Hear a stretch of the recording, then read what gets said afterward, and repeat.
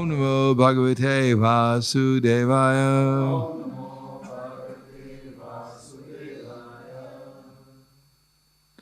Srimad Bhagavad Gita, Chapter 5, Karma Yoga Action, Krishna Consciousness, text number 7. Yoga Yukto Vishuddhatma Vijitatma Jitendriyaha Sarvabhutatma Bhutatma Korvan Napi Nalipyate Yoga Yukto Vishuddhatma Vijitatma Jitendriyaha Sarvabhutatma Bhutatma Korvan Napi Nalipyate.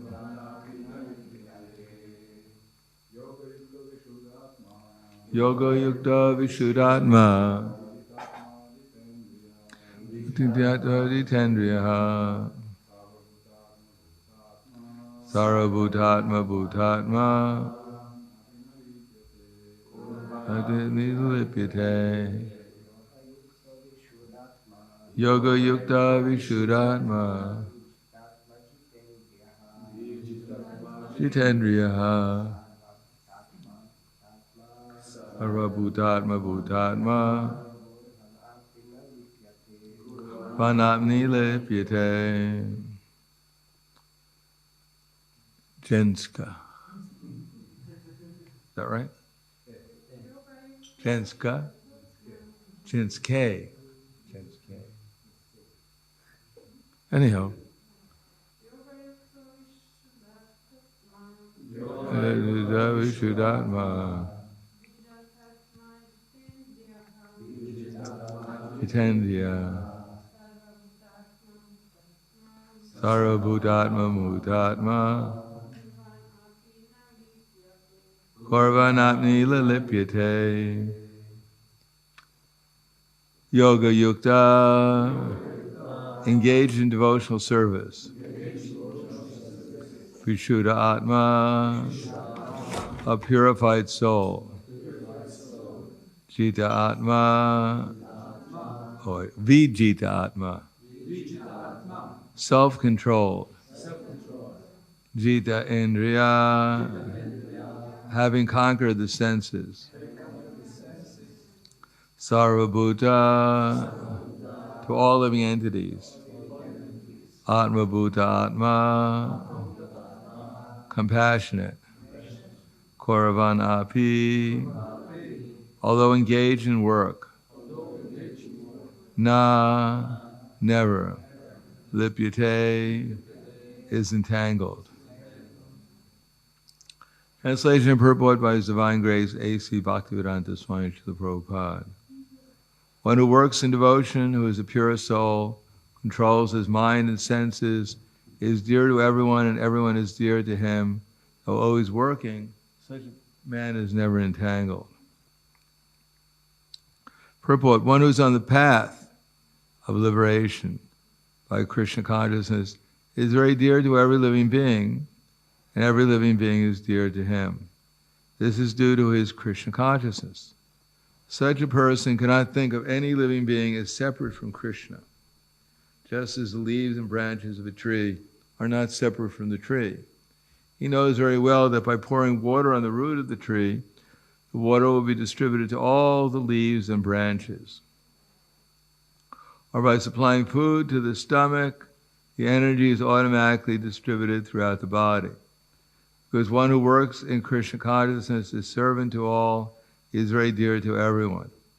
And because everyone is satisfied by his work, he is pure in consciousness. Because he is pure in consciousness, his mind is completely controlled. And because his mind is controlled, his senses are also controlled. Because his mind is always fixed on Krishna, there is no chance of his being deviated from Krishna. Nor is there a chance that he will engage his senses in matters other than the service of the Lord. He does not like to hear anything except topics relating to Krishna.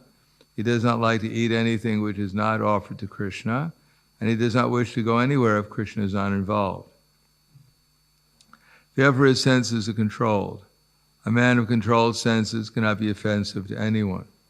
One may ask, why then was Arjuna offensive in battle to others? Wasn't he in Krishna consciousness? Arjuna was only superficially offensive because, as already been explained in the second chapter, all the assembled persons on the battlefield would continue to live individually, as the soul cannot be slain. So spiritually no one was killed on the battlefield of Kurukshetra. Only their dresses were changed by the order of Krishna, who was personally present. Therefore Arjuna, while fighting on the battlefield of Kurukshetra, was not really fighting at all. He was simply carrying out the orders of Krishna in full Krishna consciousness. Such a person is never entangled in the reactions of work. Yoga yukta vishuddhatma vijitatma jitendriyaha sarvabhutatma bhutatma koravanatma lipyate. One who works in devotion is the pure soul who controls his mind and senses. He is dear to everyone and everyone is dear to him. Though he is working, such a person is never entangled. Namo Vishnu Padaya Krishna Prasthaya Bhutale Srimate Bhaktivedanta Swami Namane Namaste Saraswati Deve Gauravani Pacharane Nirvishesha Shunyavadi Paskyatyade Siddharane. This idea that one who's on the path is dear to everyone, and everyone is dear to him, is rather a general statement, in the sense that, as Prabhupada later goes on in the purport, to have everyone dear to you, one has to come to a high level of Krishna consciousness, as explained in the next chapter. Sarin Midya Udasina Madhyastadveshu Bandishu Sudushva Pita Papeshu Samabhudir Vishishite. First of all, he says that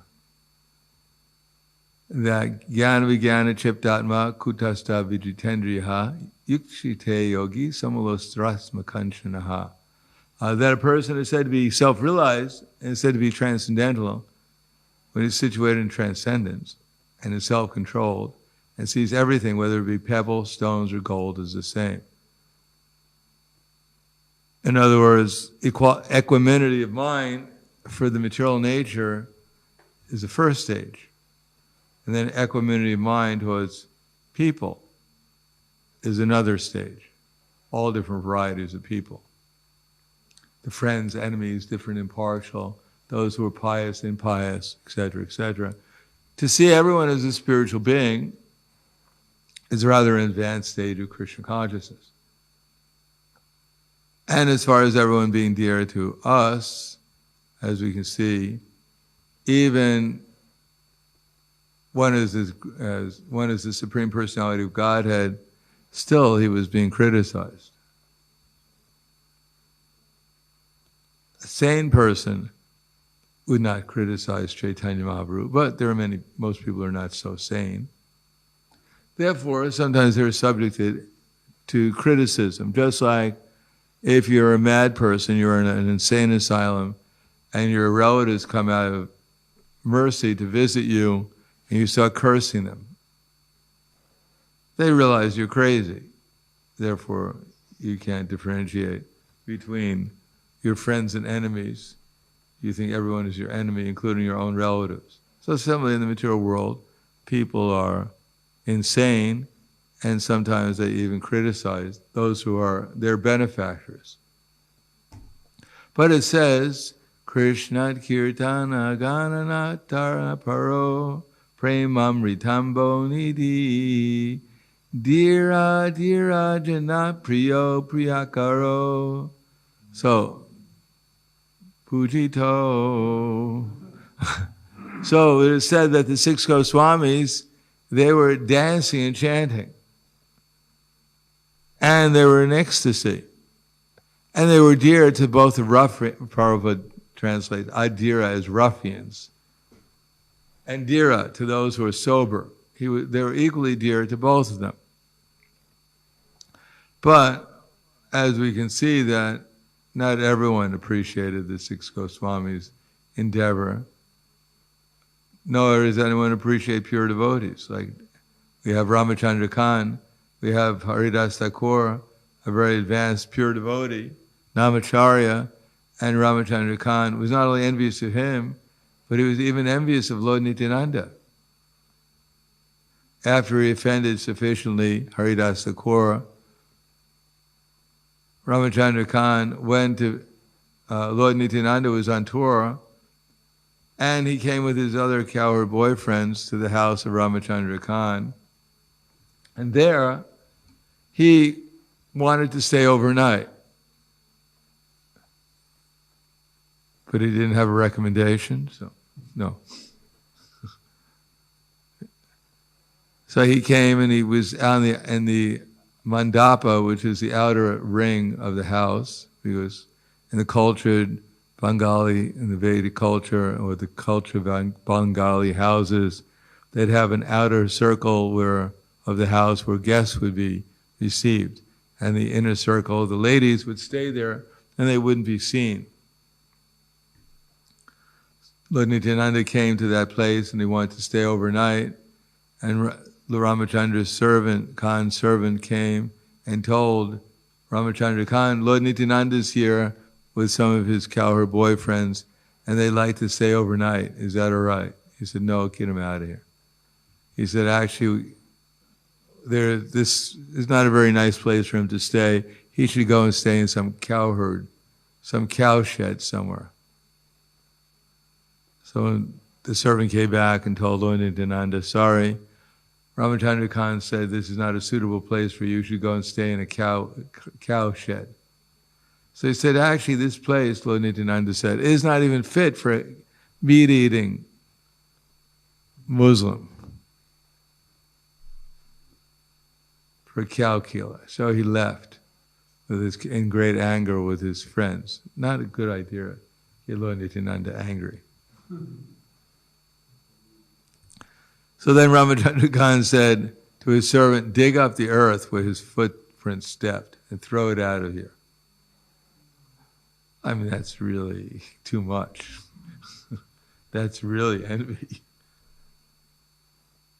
So the servant dug up the earth where Lord Nityananda and his associates had stepped, threw it out of the house, and then shortly afterwards, the local tax caper, the Chaudhary, came, because actually Ramachandra Khan was keeping a good portion of the taxes that he collected for himself. And this Chaudhary, the Muslim Chaudhary, the tax collector, was envious. So he arrested Ramachandra Khan and his family, and in the very spot where Lord Nityananda was, he butchered a cow and roasted it for 3 days. And then he plundered the whole village where Ramachandra Khan was living. That the whole village got the reaction for his offenses against Lord Nityananda. So the moral of the story is that demons, they don't like Krishna.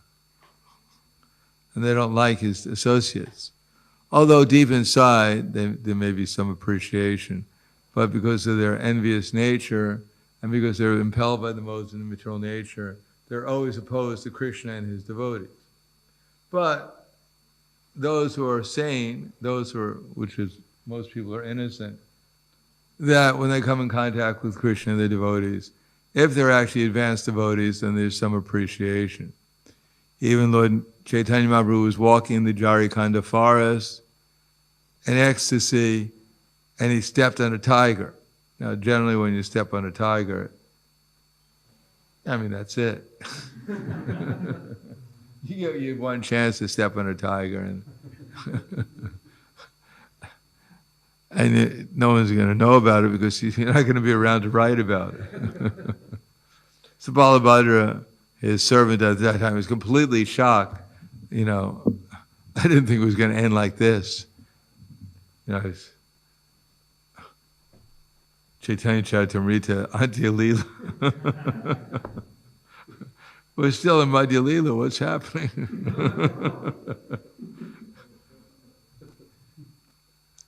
But if Lord Chaitanya steps on you, even if you're a tiger, you get overwhelmed with transcendental ecstasy.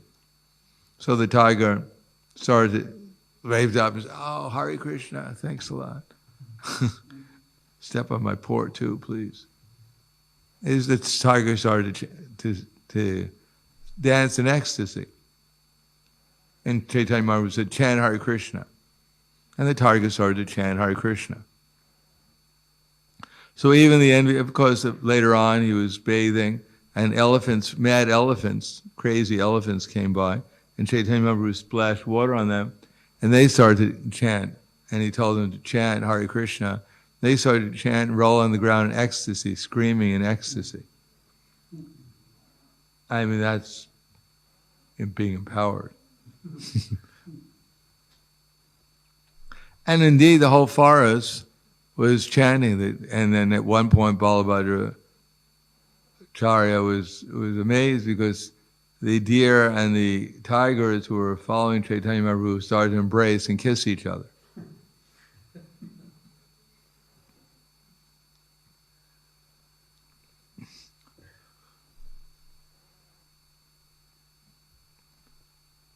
So this is extraordinary power that Chaitanya Mahaprabhu showed. But Prabhupada said we're not so powerful, that we can't get the animals to dance and chant, but at least we should try to get the people to dance and chant.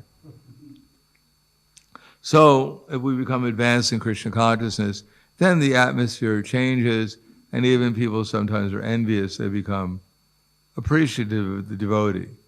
When Narada Muni was passing through the forest, he came to the earth, and there was one hunter named Mrigari. Mriga means animal. I don't know if it means specifically a deer, just animal, Mriga. And Ari means the enemy. So Mrigari, imagine having Mrigari Das. You're the servant of the enemy of the animals. I don't know if did anyone ever get that name? Mrigari Das. Probably the animals wouldn't like it. Oh, you're the one. You're the servant. Oh, you're the. I got enough trouble from him. What are you going to do to us? So Mrigari he was famous because, as we know, he was half killing animals. I mean, and watching them suffer, enjoying them suffering, watching them suffering. So that's pretty low class. I mean, take some innocent animal and you kill it, half kill it, in order to enjoy its suffering. Narada Muni was observing all these suffering animals with broken limbs and arrows through them and suffering and pain, withering and pain. So then he saw there was Mrigari, and he stepped in front of him so he didn't kill the next animal. That's what Mrigari, at least he didn't shoot Narada Muni. He wasn't that demoniac. But he became angry, and he was about to curse Narada Muni or say some harsh words to him, but by Narada Muni's influence, because Narada Muni, wherever he goes, he brings Vaikuntha with him, because he's fully absorbed in Krishna consciousness. So Mrigari couldn't say anything bad to him. He was like, the atmosphere was such that he became pacified. And even he offered Narada Muni, he said, "Why are you doing this?" And Narada Muni explained to him that it's not good to have kill animals. And Mrigari offered him any animal skin he wanted. Narada Muni said, "No thanks. I just went shopping. I got enough clothes. I don't need animal skins." In any case, Mrigari became a great devotee by the influence of Narada Muni. But the point is that Narada Muni, because he was so Krishna conscious, that even an innocent person who was by bad training, was half killing animals and enjoying their suffering, became a devotee. Immediately changed his mentality. It's not a guarantee. It's not a guarantee that one will immediately change. After all, we have instances that others, when they saw Chaitanya Mahaprabhu, well, let's see, what's an instance where someone saw Chaitanya Mahaprabhu and was not immediately pacified. I mean, Chaitanya Mahaprabhu was quite powerful. There's any instance where anyone became envious of Chaitanya, the Brahmin, that Chaitanya Mahaprabhu was, he saw a Brahmin on the Ganges, and the Brahmin looked at him and said, "Oh, you're the Chaitanya Mahaprabhu. You wouldn't allow me into Srivasanga during the kirtans. That I curse you." And he broke his Brahmin thread. "I curse you. You'll have no material happiness." And Chaitanya Mahaprabhu started to jump in ecstasy. He said, "Oh, thank you very much. You freed me from the." So here's an example of a Brahmin who didn't appreciate Chaitanya Mahaprabhu, but gave him a curse, which wound up to be benediction. So that happens sometimes. There's so many examples of devotees, great devotees, who had an influence sometimes. What was that? Gadadhar, the shadow of Radharani. That there was one Kazi, famous for being cruel. He tortured the devotees. But one night, Gadadhar came to his house in the middle of the night and started to shout out the Kazi's name. The Kazi woke up and he said, "Who is it?" He said, "It's Gadadhar. He said, "Oh, go back to sleep. It's late." So Gadadhar said, "No, first you have to chant Hare Krishna." So the Kazi said, "No, come back. It's too late." Gadadhar said, "No, first chant Hare Krishna." "I'll chant Hare Krishna tomorrow." You chanted Hare Krishna."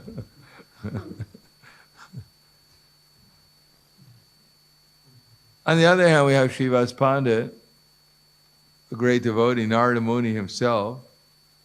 But this time, we have Gopal Chapula, who became so envious of Srivas Pandit that he took the paraphernalia for worshipping Durga and put it on his doorstep at night.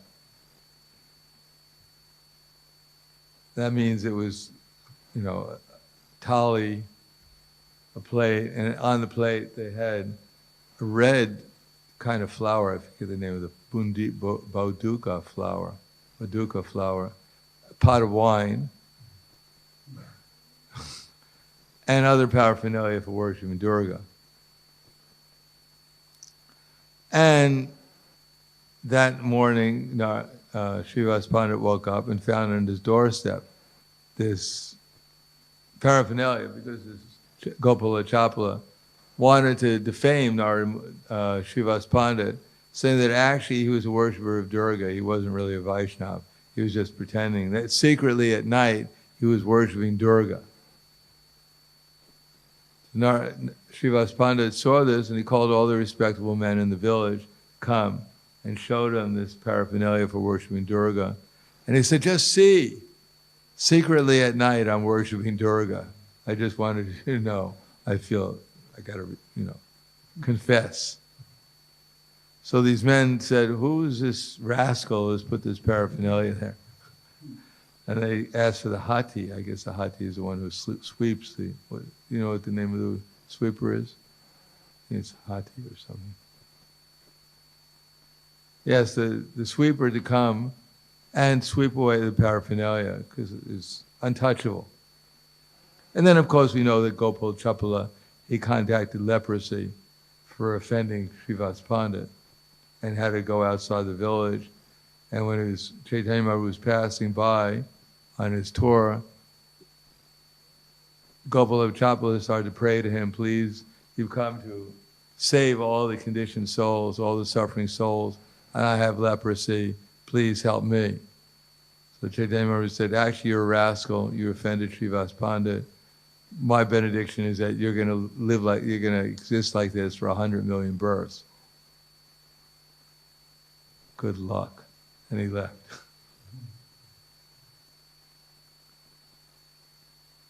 So the worms were eating his body for a while, and then Chaitanya Mahaprabhu came back after some time. And again he prayed to him. He said, "What can I do? I'm suffering so much." So he said, "You have to go to Srivas Pandit and ask for forgiveness," which he did, and then he was benedicted by Chaitanya Mahaprabhu. His suffering ended.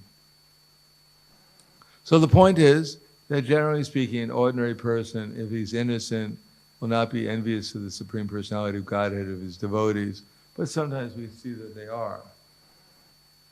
But this is due to their unfortunate condition, and even though it was sometimes unfortunate, if they're innocent, then they get influenced by devotees or by Krishna.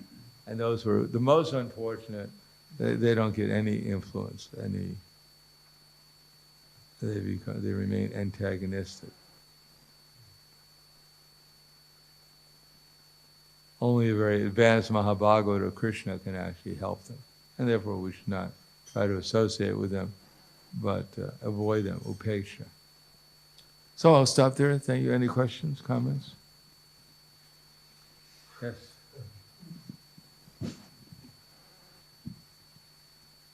Hare Krishna. Regarding this Ramachandra Khan,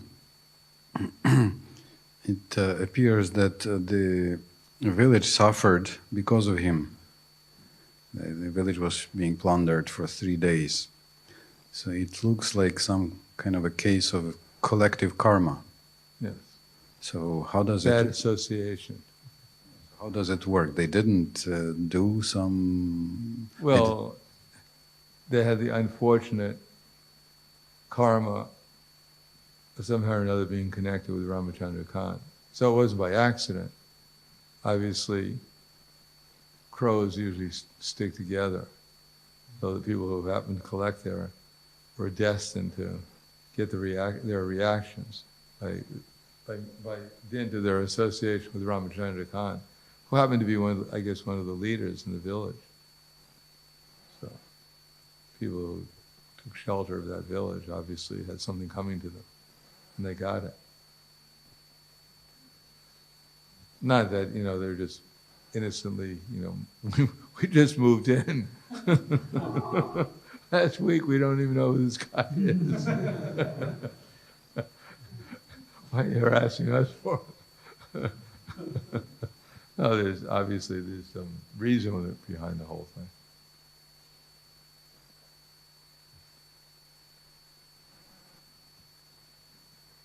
Anything else? Yes.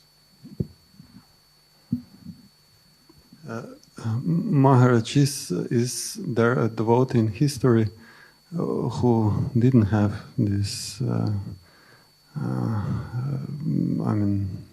envious... a devotee who didn't have an envious? Envious attacker. Is there a devotee in history who didn't have an envious attacker? Yeah, not even one. Oh, well, I don't know the whole history, but I'm sure there must have been at least one. It probably won't be us, though.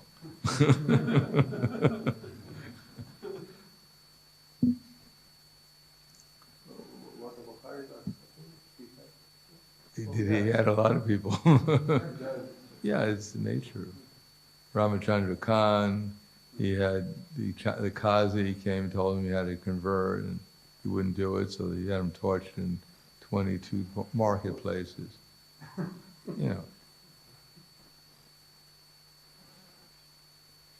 If you become a real devotee, then many people are going to get on your case, because no one came here to worship Krishna. They came here to get away from him, and if you're there, you're a bad reminder. You're exactly who they want to get rid of. But at one point, even if you are not an advanced devotee, when you keep your distance, when you're not preaching a lot, people generally appreciate. Yeah, they appreciate all the demons. When you act like a demon, all the other demons, they don't really appreciate you. Demons don't appreciate each other, but they just appreciate that you've fallen down like they are. The demons don't appreciate anyone. They appreciate their allies as long as they're an ally. But I wouldn't say because your allies today could be your enemies tomorrow. There's no real, genuine appreciation. But that kind of appreciation by the demons is a very bad sign. They even start praising the devotees. You know, we're in trouble.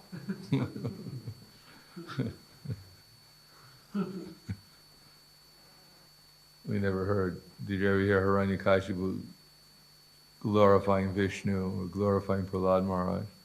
Keep it up, kid. You know, you're doing pretty good. Show me how you're chanting. I always wanted to chant a few rounds myself. No, if Prahlad would have become a demon, Hiranyakashipu would have appreciated it. But as long as he remained a real devotee, there was no appreciation.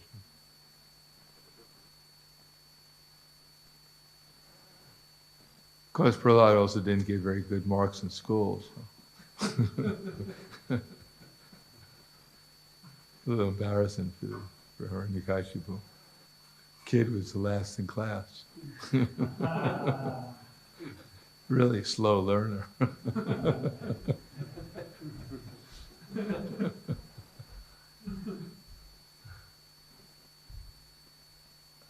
Anything else?